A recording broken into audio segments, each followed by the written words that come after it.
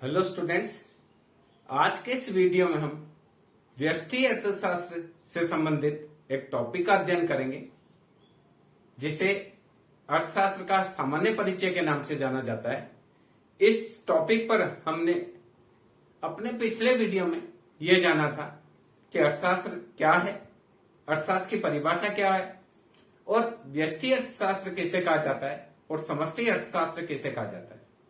उसी क्रम में आज के वीडियो में हम देखेंगे कि व्यष्टि अर्थशास्त्र व समष्टि अर्थशास्त्र में अंतर क्या होता है। सामान्य रूप से कई बार परीक्षा में शॉर्ट क्वेश्चन में पूछ लिया जाता है कि व्यष्टि अर्थशास्त्र और समष्टि अर्थशास्त्र में कोई दो अंतर बताइए, या बड़े प्रश्न के रूप में व्यष्टि अर्थशास्त्र व समष्टि अर्थशास्त्र में अंतर बताइए। इस पर प्रश्न अधिकतर पूछ लिया जाता है।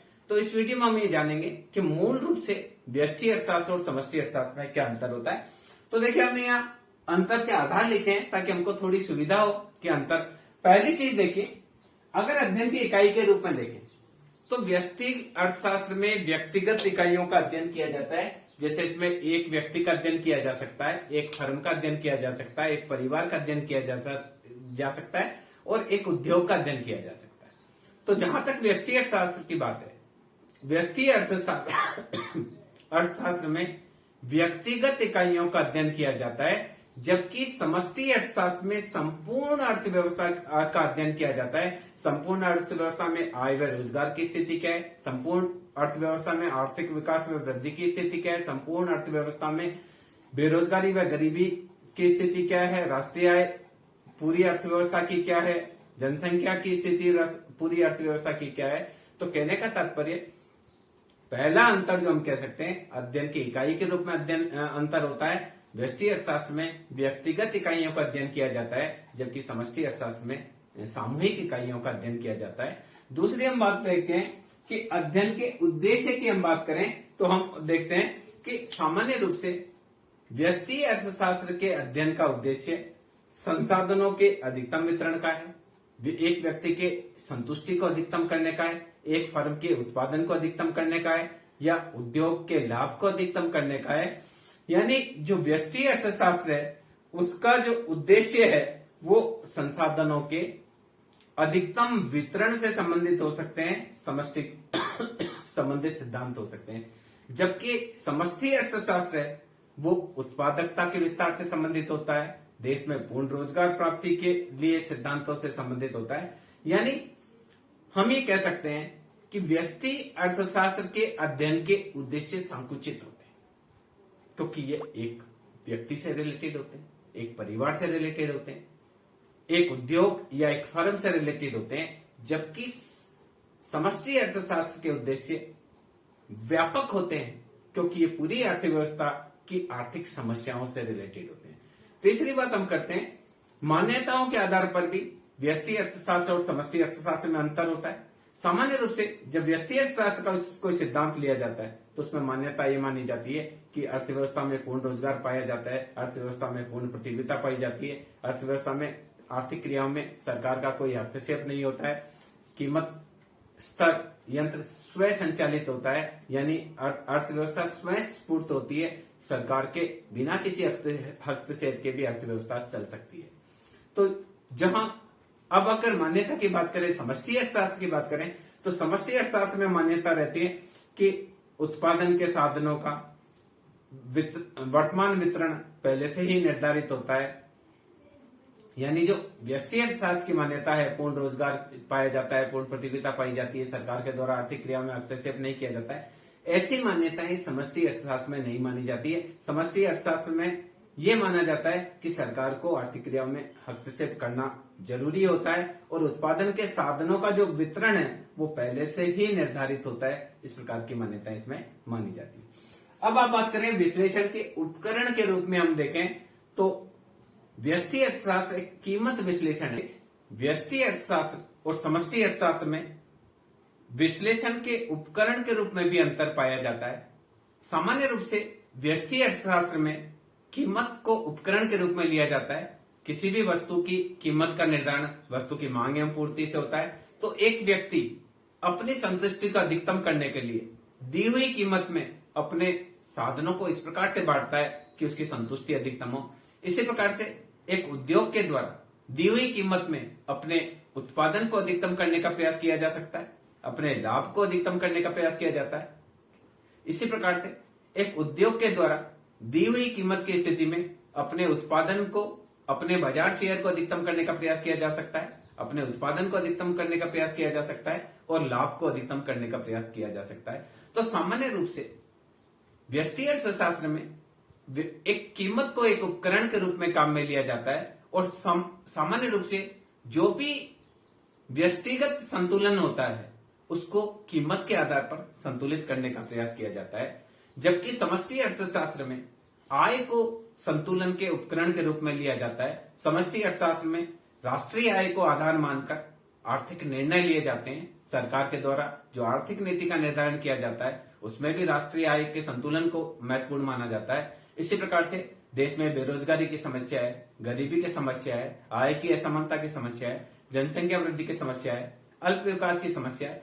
अधिकतर समस्याओं के समाधान के लिए आय विश्लेषण को आधार मानकर संतुलन प्राप्त किया जाता है। आपने कीन्स का रोजगार का सिद्धांत देखा होगा, उसमें भी सामान्य रूप से आय विश्लेषण को आधार मानकर उत्पादन व रोजगार का निर्धारण किया जाता है। तो इस आधार पर हम देख सकते हैं कि विश्लेषण के आधार पर भी व्यष्टि अर्थशास्त्र व समष्टि अर्थशास्त्र में अंतर पाया जाता है। व्यष्टि अर्थशास्त्र में कीमत विश्लेषण को उपकरण के रूप में प्रयोग लिया जाता है, जबकि समष्टि अर्थशास्त्र में आय विश्लेषण को उपकरण के रूप में प्रयोग लिया जाता है। इसके अलावा दोनों अर्थशास्त्र में अंदर अध्ययन की स्थिति के में भी अंतर होता है। सामान्य रूप से व्यष्टि अर्थशास्त्र में व्यक्तिगत इकाइयों का अध्ययन तब किया जाता है जब वह संतुलन की स्थिति में हो। किसी वस्तु की कीमत का निर्धारण सामान्य रूप से उस स्थान पर होता है जब वस्तु की मांग एवं पूर्ति वक्र एक दूसरे को काटते हैं। इसी प्रकार से उत्पादन के साधन की कीमत का निर्धारण भी व्यष्टि अर्थशास्त्र में उस स्थान पर होता है जहां साधनों की मांग एवं पूर्ति वक्र एक दूसरे को इंटरसेक्ट करते हैं। तो कहने का तात्पर्य अध्ययन की स्थिति में व्यक्तिगत इकाइयों व्यष्टि अर्थशास्त्र में व्यक्तिगत इकाइयों के संतुलन का अध्ययन तब किया जाता है जब व्यक्तिगत इकाइयों का अध्ययन तब किया जाता है जब वह संतुलन की स्थिति में हो। सामान्य रूप से जितने भी व्यष्टि अर्थशास्त्र के सिद्धांत है वो सारे के सारे संतुलन की स्थिति को शो करते हैं। एक उद्योग का संतुलन भी सामान्य रूप से उस स्थान पर होता है जहां औद्योगिक वस्तुओं की मांग एवं पूर्ति संतुलन में होती है। एक फर्म का संतुलन भी उस स्थान पर होता है जिस स्थान पर एक फर्म के उत्पाद की मांग एवं पूर्ति संतुलन की स्थिति में होती है, क्योंकि वहीं पर फर्म के उत्पाद की कीमत का निर्धारण होता है। जहां तक समष्टि अर्थशास्त्र की बात है, यहां संतुलन की स्थिति होती है वो संपूर्ण अर्थव्यवस्था के संतुलन की होती है। समष्टि अर्थशास्त्र में किसी इकाई विशेष के संतुलन का अध्ययन नहीं किया जाता है। जहां व्यष्टि अर्थशास्त्र में एक व्यक्ति के आय के संतुलन का अध्ययन किया जा सकता है, पर समष्टि अर्थशास्त्र में अध्ययन करेंगे तो संपूर्ण राष्ट्रीय आय का अध्ययन किया जाता है। जब व्यष्टि अर्थशास्त्र में हम एक फर्म के ग्रोथ रेट का अध्ययन कर सकते हैं, वहीं समष्टि अर्थशास्त्र में संपूर्ण अर्थव्यवस्था की वृद्धि दर, आर्थिक विकास की दर का अध्ययन किया जाता है। अगर व्यष्टि अर्थशास्त्र में हम एक व्यक्ति की बेरोजगारी की समस्या का समाधान किस प्रकार से कर सकते हैं, इसका अध्ययन कर सकते हैं, पर जहां समष्टि अर्थशास्त्र की बात होगी वहां संपूर्ण अर्थव्यवस्था के संतुलन की बात की जाएगी। वहां संपूर्ण अर्थव्यवस्था में बेरोजगारी की समस्या किस प्रकार से हल की जा सकती है, गरीबी की समस्या किस प्रकार से हल की जा सकती है, देश में आय की आर्थिक असमानता को किस प्रकार से दूर किया जा सकता है, व्यापार संतुलन में लगातार विपरीत स्थिति है उसको किस प्रकार से ठीक किया जा सकता है, भुगतान संतुलन को किस प्रकार से देश के लिए पक्ष में किया जा सकता है। इस प्रकार संपूर्ण अर्थव्यवस्था की स्थिति का एक साथ अध्ययन समष्टि अर्थशास्त्र में किया जा सकता है। अगर हम संतुलन के प्रकार के बारे में देखें तो व्यष्टि अर्थशास्त्र में सामान्य रूप से व्यक्तिगत संतुलन होता है जो कि आंशिक संतुलन होता है। इसमें व्यक्तिगत संतुलन प्राप्त करने के लिए अन्य सभी तत्वों को सामान्य रूप से स्थिर मानते हैं। जैसे किसी वस्तु की कीमत का निर्धारण किस प्रकार से होता है, तो हम बोलते हैं अन्य बातें समान रहने पर किसी वस्तु की कीमत में होने वाली वृद्धि के साथ वस्तु की मांगी जाने वाली मात्रा घटती है और कीमत में होने वाली कमी के साथ मांगी जाने वाली मात्रा बढ़ती है। तो कहने का तात्पर्य कि जब व्यष्टि अर्थशास्त्र के सिद्धांत है, चाहे वो मांग का सिद्धांत हो, चाहे वो पूर्ति का सिद्धांत हो, चाहे उपभोक्ता का नियम हो, चाहे समसीमांत उपयोगिता नियम हो, चाहे उपभोक्ता की बचत हो, जितने भी व्यक्तिगत अर्थशास्त्र के सिद्धांत है उसमें अन्य बातें समान रहने की एक सिटेरस पेरिबस मानी जाती है। जैसे अर्थव्यवस्था में पूर्ण रोजगार पाया जाता है, अर्थव्यवस्था में पूर्ण प्रतियोगिता पाई जाती है, सरकार के द्वारा आर्थिक क्रिया में हस्तक्षेप नहीं किया जाता है, जलवायु मौसम में कोई परिवर्तन नहीं होता है, अन्य वस्तुओं की कीमतें परिवर्तित नहीं होती है, स्थानापन्न में पूरक वस्तुओं की कीमतें परिवर्तित नहीं होती, व्यक्ति की फैशन, आय, रीति रिवाज, बहुत सारी चीजों को हम स्थिर मानकर कोई भी संतुलन का अध्ययन व्यक्तिगत अर्थशास्त्र में करते हैं। तो सामान्य रूप से व्यष्टि अर्थशास्त्र का जो संतुलन होता है उसे आंशिक संतुलन की संज्ञा दी जाती है, क्योंकि अन्य 26 चरों को इसमें स्थिर मानकर किया जाता है। पर जहां समष्टि अर्थशास्त्र की बात है, एक सामान्य संतुलन की बात की जाती है, इसमें सभी चरों को परिवर्तनशील मानते हुए बात की जाती है, या फिर कोई मान्यता भी मानी जाती है तो वो संपूर्ण अर्थव्यवस्था से संबंधित मान्यता होती है। जैसे कोई मान लीजिए अंतरराष्ट्रीय व्यापार है, उसमें दो देशों के द्वारा व्यापार किया जाता है, दो ही वस्तु का व्यापार किया जाता है, दो ही साधन उसमें क्रियाशील होते हैं। इस प्रकार जो अर्थव्यवस्था है, समष्टि अर्थशास्त्र है, उसमें अधिकतर सामान्य संतुलन की बात की जाती है। हम यहाँ कीमत की बात करते हैं, व्यष्टि अर्थशास्त्र में वहां कीमत स्तर की बात की जाती है। व्यष्टि अर्थशास्त्र में हम आय की बात करते हैं, वहां समष्टि अर्थशास्त्र में आय स्तर की बात की जाती है। व्यष्टि अर्थशास्त्र में हम एक व्यक्ति की गरीबी का अध्ययन कर सकते हैं, पर समष्टि अर्थशास्त्र में संपूर्ण अर्थव्यवस्था में जो गरीबी के स्तर है उसकी बात की जाती है। तो कहने का तात्पर्य यह है कि समष्टि अर्थशास्त्र का संबंध सामान्य संतुलन से होता है, जबकि व्यष्टि अर्थशास्त्र का संबंध आंशिक संतुलन से होता है। इस प्रकार से अगर हम परिवर्तन की दृष्टि से देखें तब भी व्यष्टि अर्थशास्त्र में और समष्टि अर्थशास्त्र में अंतर पाया जाता है। व्यष्टि अर्थशास्त्र में जो परिवर्तन होते हैं वो समष्टि की स्थिरता की स्थिति में भी हो सकते हैं। सामान्य रूप से व्यष्टि अर्थशास्त्र में परिवर्तन समष्टिगत नहीं परिवर्तन होने के बावजूद भी हो सकता है। एक व्यक्ति की इच्छा बढ़ जाती है तो उसके द्वारा मांग बढ़ाई जा सकती है, जबकि हो सकता है वस्तु का उत्पादन नहीं बढ़ा हो। एक व्यक्ति की किसी वस्तु विशेष में रुचि बढ़ने पर वह उस वस्तु को अधिक मात्रा में खरीद सकता है, चाहे वस्तु का अर्थव्यवस्था में अधिक मात्रा में उत्पादन नहीं हुआ हो। इसी प्रकार से एक व्यक्ति अपनी आय से अधिक खर्च कर सकता है, व्यष्टि अर्थशास्त्र में उधार लेकर खर्च कर सकता है, पर समष्टिगत स्तर पर यह चीज संभव बहुत कम स्थिति में ही होती है। तो हम ये देखें कि अध्ययन की स्थिति में व्यष्टि अर्थ इकाइयों का अध्ययन, संतुलन की स्थिति, समष्टि व्यक्तिगत इकाइयों का अध्ययन जब वे संतुलन की स्थिति में तभी अध्ययन किया जाता है। जैसे किसी वस्तु की कीमत का अध्ययन करना है तो उस वस्तु की जिस स्थान पर मांग एवं पूर्ति का संतुलन होगा उस समय अध्ययन किया जाएगा। सामान्य रूप से कोई साधन की कीमत का अध्ययन करना है, मान लो ब्याज का अध्ययन करना है, जो पूंजी एक साधन है उत्पादन के रूप में, उसको क्या प्रतिफल दिया जाएगा इसका अध्ययन करना है, तो हम देखेंगे कि निवेश और बचत वक्र एक दूसरे को कहाँ काटते हैं, वहां ब्याज की दर का निर्धारण होगा। इसी प्रकार से अगर वास्तविक मजदूरी दर का निर्धारण करना है तो हम देखेंगे कि श्रमिकों की मांग और श्रमिकों की पूर्ति कहाँ बराबर है, कहाँ संतुलन में है, वहां मजदूरी दर का निर्धारण होगा। तो इस प्रकार से व्यष्टि अर्थशास्त्र में जो अध्ययन की स्थिति है वो व्यक्तिगत जो संतुलन होता है उसका अध्ययन करते हैं, जबकि समष्टि अर्थशास्त्र में सामान्य संतुलन का अध्ययन किया जाता है। अब बात करते हैं परिवर्तन की, बात करते हैं कि व्यष्टि में परिवर्तन समष्टि स्थिरता में भी हो सकता है, जिसकी हम बात कर रहे थे कि कुछ वस्तुएं कुछ समष्टिगत स्थिरता होने के बावजूद भी व्यष्टि में परिवर्तन संभव है। एक व्यक्ति की इनकम बढ़ सकती है जबकि ओवरऑल आय का स्तर नहीं बढ़ा हो, व्यक्ति अच्छा काम करता हो सकता है कंपनी ने उसको इंसेंटिव दे दिया हो, उसकी आय बढ़ सकती है।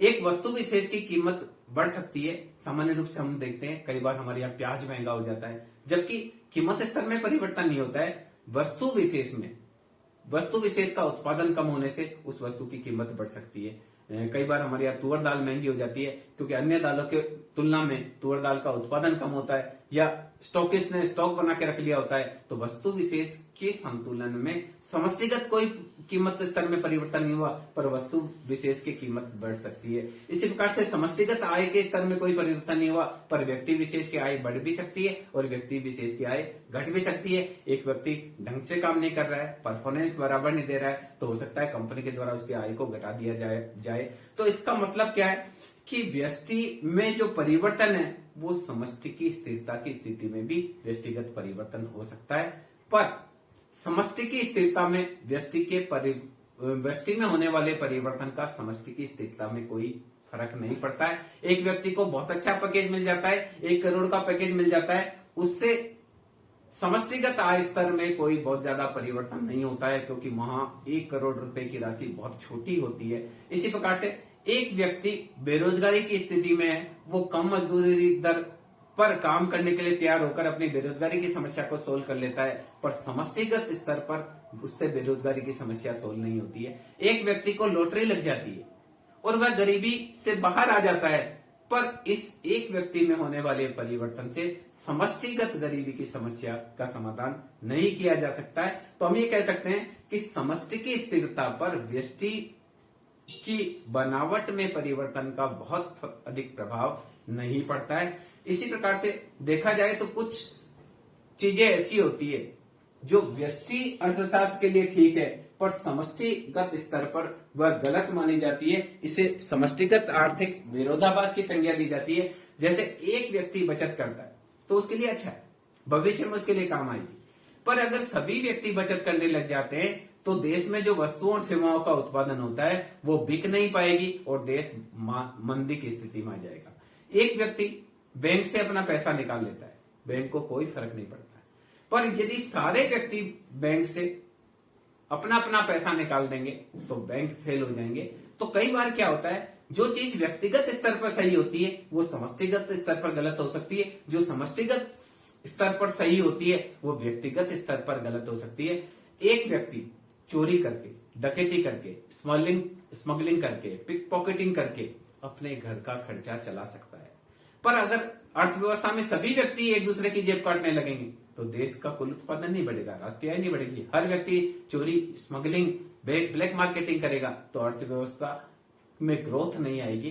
तो कुछ चीजें ऐसी होती है जो व्यक्तिगत स्तर पर सही होती है पर समष्टिगत स्तर पर गलत होती है। एक व्यक्ति जो बेरोजगार है वो कम मजदूरी पर काम करने के लिए तैयार हो जाता है और अपनी बेरोजगारी की समस्या का समाधान कर लेता है, पर हर व्यक्ति कम मजदूरी दर पर काम करने के लिए तैयार हो जाएगा तो अर्थव्यवस्था में, पूरी अर्थव्यवस्था में बेरोजगारी की समस्या वैसी की वैसी ही रहने वाली है, क्योंकि कुल मजदूरी दर ही गिर जाएगी और उस पर मजदूरों की मांग भी कम, मांग और पूर्ति का स्तर वही रहना है। तो कुछ चीजें ऐसी होती है जो व्यष्टि स्तर पर सही होती है पर समष्टि स्तर पर गलत होती है। कुछ चीजें समष्टि स्तर पर सही होती है पर व्यष्टि स्तर पर गलत सिद्ध हो जाती है। अगर मान लीजिए सरकार ये कहे कि हर व्यक्ति को इनकम का 50% कर देना चाहिए, समष्टिगत स्तर पर बहुत अच्छा है, सरकार की बहुत इनकम बढ़ेगी, सरकार उससे रोजगार कर सकती है, विकास के कार्य कर सकती है, पर संभव है कि 50% कर दे तो व्यष्टि स्तर पर कई लोगों की आय इतनी कम होती है कि वो उनका जिंदा रहना ही मुश्किल हो जाए 50% कर दे तो कहने का तात्पर्य है कि कुछ चीजें ऐसी है, ये समष्टिगत विरोधाभास इसको कह सकते हैं, कुछ चीजें ऐसी है जो व्यष्टिगत स्तर पर सही होती है पर उनको समष्टिगत स्तर पर सही नहीं माना जा सकता। अगर हम अध्ययन की जटिलता और सरलता की बात करें तो व्यष्टि अर्थशास्त्र का अध्ययन सरल है, क्योंकि इसमें एक व्यक्ति का हमको अध्ययन करना है, बहुत आसान है। हमको एक फर्म का अध्ययन करना है, उसमें ज्यादा दिक्कत नहीं है। हमको एक परिवार का अध्ययन करना है तो बहुत ज्यादा कैलकुलेशन की जरूरत नहीं है। एक उद्योग का अध्ययन करना है, वो भी सामान्य रूप से जब शोध पत्र किया जाता है या पीएचडी की जाती है तो एक फर्म का अध्ययन भी, एक उद्योग का अध्ययन भी कई लोगों के द्वारा किया जाता है। पर समष्टिगत अध्ययन पूरी अर्थव्यवस्था का अध्ययन होता है, जहां एक व्यष्टि अर्थशास्त्र में एक वस्तु की कीमत का अध्ययन होता है, समष्टि अर्थशास्त्र में पूरे कीमत स्तर का अध्ययन होता है। व्यष्टि अर्थशास्त्र में एक व्यक्ति की आय का हम अध्ययन कर सकते हैं, पर समष्टि अर्थशास्त्र में पूरे आय स्तर का अध्ययन होता है। तो समष्टिगत अध्ययन करना, उसके लिए हमको बहुत समय चाहिए, बहुत सारा डाटा कलेक्शन होता है, तो बहुत टाइम चाहिए, बहुत श्रम करना पड़ता है और बहुत पैसा खर्च करना पड़ता है और हमको बहुत अच्छी नॉलेज होनी चाहिए, हमको कैलकुलेशन बहुत अच्छी आनी चाहिए, हमको एवरेज का बहुत अच्छा ज्ञान होना चाहिए, हमको स्टेटिस्टिक्स की अच्छी नॉलेज होनी चाहिए, तब हम समष्टिगत अध्ययन कर सकते हैं। जबकि व्यष्टि अर्थशास्त्र का अध्ययन सरल है। इस आधार पर हम कह सकते हैं कि व्यष्टि अर्थशास्त्र का अध्ययन सरल है, जबकि समष्टि अर्थशास्त्र का अध्ययन जटिल है, क्योंकि समष्टिगत अध्ययन करने के लिए हमको बहुत अधिक समंक एकत्रित करने पड़ते हैं। वो उसके लिए बहुत समय लगता है, बहुत श्रम लगता है, बहुत पैसा भी खर्च होता है, बहुत कैलकुलेशन भी करनी होती है। तो सामान्य व्यक्ति के बस की बात नहीं है कि समष्टिगत अध्ययन करे जाए। इसके अलावा देखिए, हम देखते हैं कि अगर विश्लेषण के रूप में देखा जाए, जैसा कि हम पहले से भी चर्चा कर चुके हैं, व्यष्टि अर्थशास्त्र को हम कीमत विश्लेषण के रूप में भी जानते हैं। आप व्यष्टि अर्थशास्त्र का दूसरा नाम पूछेंगे तो वो होगा कीमत विश्लेषण। पर अगर हम समष्टि अर्थशास्त्र की बात करते हैं तो उसको आय का विश्लेषण कहा जाता है, योग का विश्लेषण कहा जाता है, समूह का विश्लेषण कहा जाता है, राष्ट्रीय आय का विश्लेषण के नाम से भी जाना जाता है। तो कहने का तात्पर्य, समष्टि अर्थशास्त्र का विश्लेषण को हम आय विश्लेषण कह सकते हैं, जबकि व्यष्टि अर्थशास्त्र विश्लेषण को हम कीमत विश्लेषण कह सकते हैं। अगर महत्व की बात करें तो वर्तमान में देखिए, कोई भी आर्थिक समस्या का समाधान करना तो हम समष्टि अर्थशास्त्र की तरफ ही जाते हैं। हमको देश की कोई भी समस्या का समाधान करना है, चाहे वो बेरोजगारी की समस्या का समाधान करना हो, चाहे गरीबी की समस्या का समाधान करना हो, चाहे जनसंख्या वृद्धि की समस्या का समाधान करना हो, चाहे देश की अर्थव्यवस्था की ग्रोथ रेट किस प्रकार से बढ़ानी है उसका अध्ययन करना हो, देश का विदेश व्यापार किस प्रकार से हमको बढ़ाना है उसका अध्ययन करना हो, किसी भी प्रकार का ग्रोथ रेट का अध्ययन करना हो, तो हमको व्यष्टि अर्थशास्त्र की ही, समष्टि अर्थशास्त्र की जरूरत होती है। व्यष्टि वहां पर काम नहीं आती है, क्योंकि व्यष्टि में सामान्य रूप से हम क्या अध्ययन करते हैं, एक व्यक्ति का अध्ययन करते हैं, या एक परिवार का अध्ययन करते हैं, या एक उद्योग का अध्ययन करते हैं, या एक फर्म का अध्ययन करते हैं। तो सामान्य रूप से जो व्यक्तिगत अध्ययन किया जाता है उनका महत्व बहुत कम होता है। न सरकार के द्वारा व्यक्तिगत अध्ययन को नीति निर्धारण में प्रयोग लिया जाता है, न ही बजट निर्माण में प्रयोग लिया जाता है, न ही आर्थिक समस्याओं के समाधान में उनका प्रयोग किया जाता है। इस दृष्टि से हम कह सकते हैं कि व्यष्टि अर्थशास्त्र का महत्व कम है, और वर्तमान में तो इसका महत्व दिन प्रतिदिन हम ये कह सकते हैं कम होता चला जा रहा है। पर जब समष्टि अर्थशास्त्र की बात करते हैं तो समष्टि अर्थशास्त्र का महत्व दिन प्रतिदिन बढ़ता चला जा रहा है। सरकार को बजट बनाना हो तो समष्टि अर्थशास्त्र काम आती है, सरकार को आर्थिक नीति का निर्धारण करना हो तो समष्टि अर्थशास्त्र काम आती है, सरकार को विदेश नीति का निर्धारण करना हो तो समष्टि अर्थशास्त्र काम आती है, सरकार को अपनी चुनाव में आने वाली इमेज का अध्ययन कराना हो तो भी समष्टि अर्थशास्त्र काम आती है। कहने का तात्पर्य यह है कि वर्तमान में व्यष्टि अर्थशास्त्र का महत्व कम हो गया है और समष्टि अर्थशास्त्र का महत्व दिन प्रतिदिन बढ़ा जा रहा है। इसके अलावा अगर हम आर्थिक समस्या के समाधान की बात करें तो व्यष्टि अर्थशास्त्र में केवल व्यक्तिगत समस्याओं का समाधान किया जा सकता है। एक व्यक्ति की बेरोजगारी की समस्या का समाधान किया जा सकता है, एक वस्तु की कीमत की समस्या का समाधान किया जा सकता है, एक फर्म के उत्पादन को किस प्रकार से बढ़ाया जाए इसकी समस्या का समाधान किया जा सकता है, एक परिवार की कुल आय को किस प्रकार से बढ़ाया जाए इस समस्या का समाधान किया जा सकता है। तो कहने का तात्पर्य है कि व्यष्टि अर्थशास्त्र व्यक्तिगत अध्ययन पर आधारित होता है। इस कारण ये केवल व्यक्तिगत समस्याओं के समाधान के लिए ही उपयोगी होता है। पर समष्टि अर्थशास्त्र में चूंकि संपूर्ण अर्थव्यवस्था का अध्ययन किया जाता है तो समस्या समाधान दृष्टिकोण के आधार पर भी ये सामूहिक समस्याओं के निर्धारण के लिए उपयोगी होता है। प्राय सरकार के द्वारा जो बड़े लेवल की जो समस्याएं होती है उनका समाधान करने के लिए समष्टि अर्थशास्त्र को ही प्रयोग में लिया जाता है। देश में अभी कोरोना संकट की समस्या है तो उनकी समस्या के समाधान के लिए समष्टिगत डाटा को यूज किया जाता है। देश में बेरोजगारी की समस्या के समाधान के लिए भी समष्टि अर्थशास्त्र को उपयोग में लिया जाता है। देश में आय की असमानता है, गरीबी है, जनसंख्या वृद्धि की समस्या है, प्रादेशिक असमानता की समस्या है, निम्न ग्रोथ रेट की समस्या है, कई प्रकार की समस्या है, आर्थिक वृद्धि को बढ़ाने किस प्रकार से बढ़ाया जाए ये समस्या है। इन सभी समस्याओं के समाधान के लिए समष्टि अर्थशास्त्र का प्रयोग में लिया जाता है। तो हम ये कह सकते हैं कि व्यष्टि अर्थशास्त्र केवल व्यक्तिगत समस्याओं के समाधान के लिए ही उपयोगी होता है, जबकि समष्टि अर्थशास्त्र सामूहिक समस्याओं के समाधान के लिए उपयोगी होने के कारण व्यवहार में समष्टि अर्थशास्त्र का प्रयोग बहुत अधिक किया जाता है। अगर हम ये देखें कि व्यष्टि अर्थशास्त्र में अगर हम अध्ययन की दृष्टि से देखें तो व्यष्टि अर्थशास्त्र एक सीमांत विश्लेषण कह सकते हैं, क्योंकि सीमांत क्या होता है, एक अतिरिक्त इकाई में होने वाले परिवर्तन की वजह से जो कुल में परिवर्तन होता है उसे सीमांत की संज्ञा दी जाती है। तो व्यष्टि अर्थशास्त्र एक सीमांत विश्लेषण है, क्योंकि इसमें सीमांत उपयोगिता क्या होती है, सीमांत लागत क्या है, सीमांत आगम क्या है, सीमांत उत्पादन क्या है, इन चीजों को, क्योंकि व्यक्तिगत अध्ययन ज्यादा होता है इसलिए इस विश्लेषण को हम सीमांत विश्लेषण भी कह सकते हैं। जबकि समष्टि अर्थशास्त्र में योग का अध्ययन होता है, टोटल का अध्ययन होता है, जैसे कुल उपयोगिता का अध्ययन होगा, कुल उत्पादन का अध्ययन होगा, कुल लागत का अध्ययन हो सकता है, तो समष्टि अर्थशास्त्र को हम कह सकते हैं कि कुल का विश्लेषण है। तो इस आधार पर हम कह सकते हैं कि व्यष्टि अर्थशास्त्र व समष्टि अर्थशास्त्र दोनों में ही पर्याप्त मात्रा में अंतर पाया जाता है, पर यह नहीं है कि दोनों अलग अलग है। कुछ मामलों में व्यष्टि अर्थशास्त्र समष्टि अर्थशास्त्र पर निर्भर करती है और समष्टि अर्थशास्त्र व्यष्टि अर्थशास्त्र पर निर्भर करता है। एक व्यक्ति बाजार में जाता है, मजदूरी करने के लिए जाता है, वो मजदूरी क्या लेगा तो वो ये देखेगा कि बाजार में मजदूरी दर क्या है। एक व्यक्ति काम करना चाहता है, उसको जो काम पर रखता है वो उसको इनकम देना चाहता है, तो वो देखेगा कि इस काम के लिए सामान्य रूप से अर्थव्यवस्था में क्या इनकम दी जा रही है, उस हिसाब से वो काम रहेगा। तो व्यक्तिगत जो समस्या है उसके समाधान के लिए समष्टि अर्थशास्त्र प्रयोग में आती है। एक व्यक्ति अपनी मजदूरी क्या लेगा वो ये देखता है कि बाजार में मजदूरी दर क्या है। एक टमाटर बेचने वाला अपने खेत के टमाटर लेकर आया है, बाजार में वो टमाटर बेचना चाहता है, तो कीमत क्या रखेगा, पहले वो ये देखेगा तो मंडी में बाकी सब लोग टमाटर कितनी रेट पर बेच रहे हैं, उसी रेट पर वो बेचना चाहेगा। तो कहने का तात्पर्य है कि व्यष्टि अर्थशास्त्र समष्टि अर्थशास्त्र पर निर्भर करता है।